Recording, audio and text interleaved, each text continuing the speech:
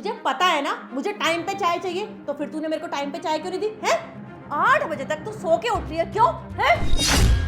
माँ जी मैं 6 बजे ही उठ गई थी, बस वो उठते मैंने सोचा कि मैं घर की साफ सफाई झाड़ू पोछा कर लेती हूँ, उसके बाद में चाय रख दूंगी। तुझे ऐसा सोचने के लिए कहा किसने था कि तू पहले झाड़ू पोछे कर? तुझे पता है ना मुझे उठते ही चाय चाहिए, तो फिर तूने मुझे पहले चाय क्यों नहीं दी है?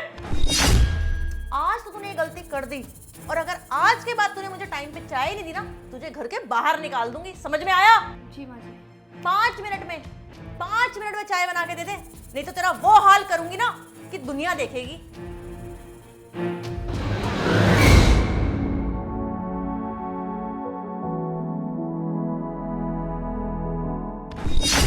माँ, हाँ बेटा। ये लो पैसे, इसको संभाल के रख लेना, ठीक है? ठीक है बेटा। और डॉली, अगर तुम्हें कुछ पैसे चाहिए हो ना तो माँ जी से ले लेना। ठीक है। और माँ, अगर इसको कुछ चाहिए होगा तो आप दे देना। मैं चलता हूँ। माँ जी मुझे ना कुछ पैसे चाहिए थे, 1-2 सूट लेने हैं, तो आप वो दिलवा के ले आना। क्यों, तेरे पास सूट नहीं है क्या?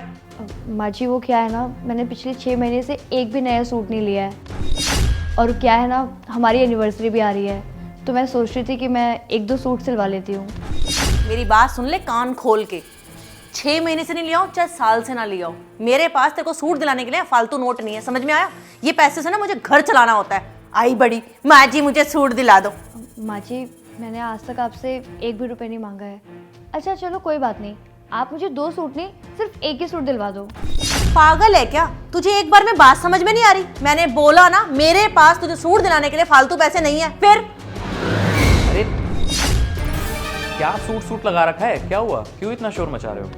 अरे कुछ नहीं तुषार, तुम माँ जी को जस्ट अभी पैसे दे के गए ना, तो माँ जी मेरे पीछे पड़ गई हैं कि चल मार्केट तुझे मैं नए सूट दिलवा कर लेके आती हूँ, और मैं बस वही माँ जी को कह रही हूँ कि मेरे पास ऑलरेडी इतने सारे सूट पड़े हैं, तो मुझे सूट की कोई ज़रूरत नहीं है। अरे माँ, खामखा के क्यों इतनी टेंशन ले रही हो? और वैसे भी मैंने डोली को बोल रखा है कि अगर उसे किसी भी चीज़ की ज़रूरत हो तो माँ जी को बोल देना। आप खामखा की टेंशन ले रही हो। और एक बात और, आपको पता है ये आपकी कितनी तारीफ़ करती है कि माँ जी मेरा काम में हाथ बटाती है, मेरे को अपनी बेटी की तरह रखती है। और आपको पता है माँ, आजकल की सास ना ऐसा बिल्कुल नहीं करती। आपने तो मेरा नज़रिया ही बदल दिया। आपने साबित कर दिया कि एक सास भी माँ बन के रह सकती है।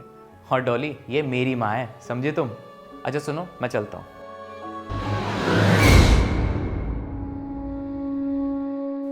बहू इधर आना बेटा, मेरे पास बैठ।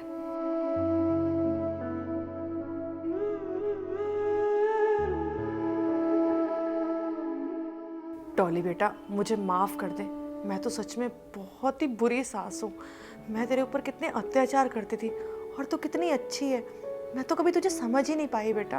बेटा मैं हमेशा तुझे बुरा भला कहती रहती हूँ, तुझे मारती भी हूँ, तुझे टॉर्चर करती हूँ इतना, पर तूने कभी भी मुझे पलट के जवाब नहीं दिया। और तो और बेटा तूने तुषार को भी मेरे बारे में कुछ नहीं बताया, उससे भी तू मेरी तारीफ करती थी। अरे करने को तो तू उससे मेरी बुराइयां भी कर सकती थी, पर बेटा सच में तू बहुत अच्छी है।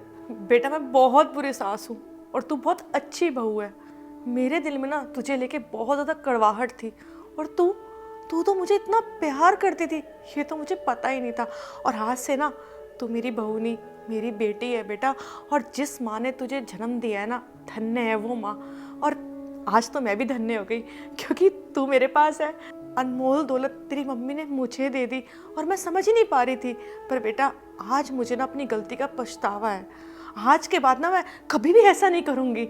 नहीं माँ जी, आप ये क्या कह रहे हो? आप माँ हो, और माँ का तो हक होता है ना अपने बच्चों को डांटना, तो क्या हो गया?